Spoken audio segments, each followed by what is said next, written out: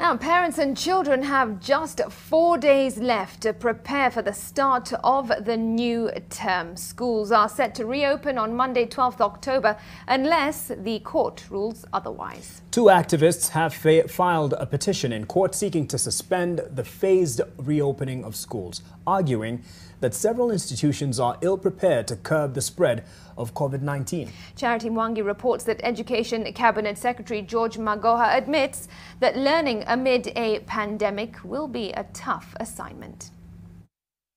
The COVID-19 pandemic has disrupted the entire 2020 school calendar. First, halting it, then altering it. And now, despite the challenges that come with it, all students in grade 4, class 8 and form 4 are expected back in class on Monday.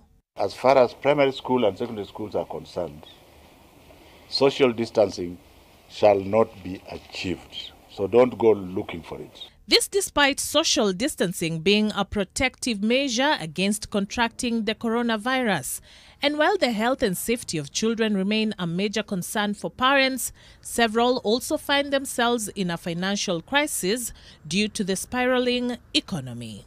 As long as the principals will still do their work, and we would want to ask them to ensure that no Kenyan child in the secondary school sector, the boarding secondary school sector for that matter, is sent home because of school fees.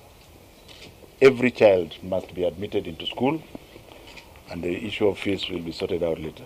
Kama ni free education, peana pesa iende mpaka boarding school, mtoto apelekwe na ikuwe ni 100% free education.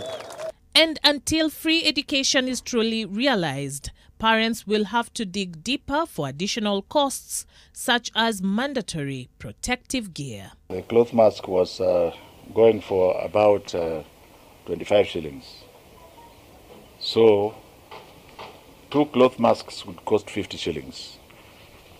We love our children. That is just like a loaf of bread.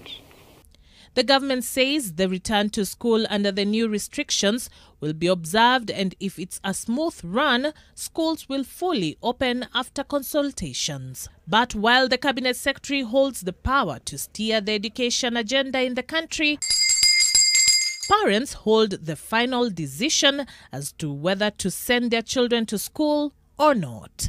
Charity Mwangi, NTV.